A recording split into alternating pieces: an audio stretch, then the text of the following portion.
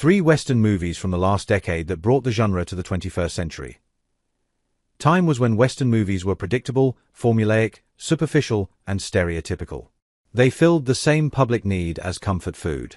Consider the Gary Cooper classic High Noon, 1952, in which the actor plays a sheriff of unimpeachable moral rectitude.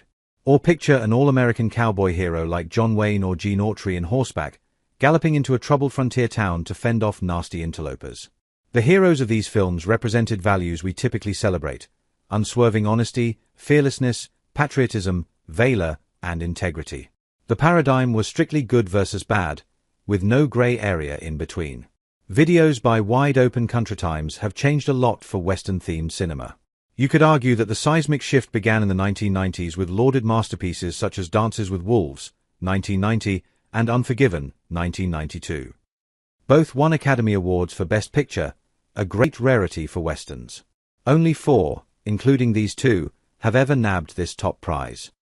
In both cases, the star was also the director, Kevin Costner and Clint Eastwood, respectively. Revisionist and neo-westerns break the traditional mold.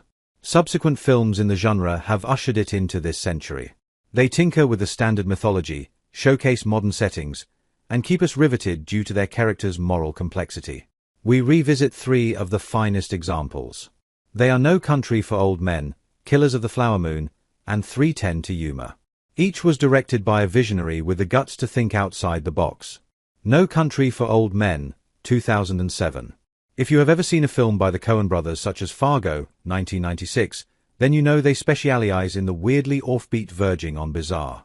No Country for Old Men is a prime example. The plot is simple and horrifically gripping.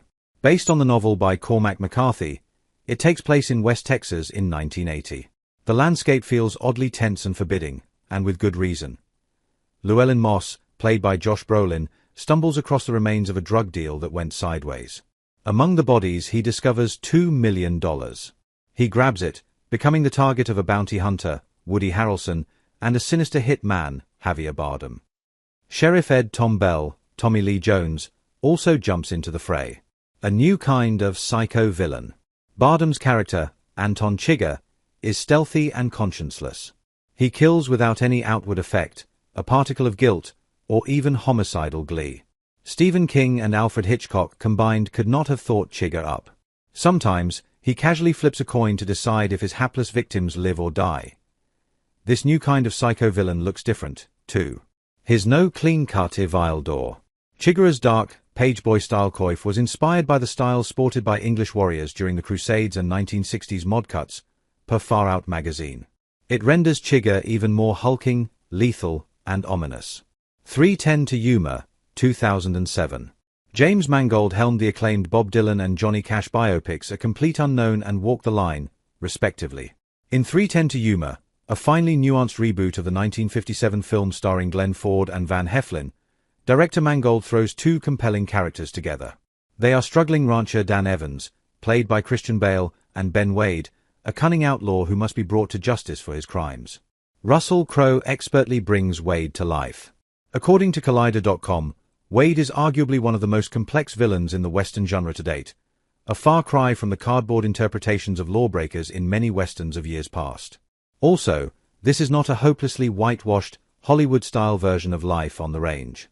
It's gritty and raw, which is more attuned to what a modern audience would expect. Killers of the Flower Moon, 2023. Director Martin Scorsese turned his storytelling prowess to 1920s Oklahoma, where members of the Osage Nation were being killed by whites because of the rich deposits of oil beneath their land.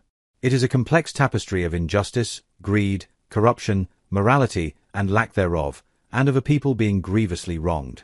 Featuring an outstanding cast including Leonardo DiCaprio, Lily Gladstone, Jesse Plemons, and Robert De Niro, Killers presented a story that all of us needed to know and grapple with.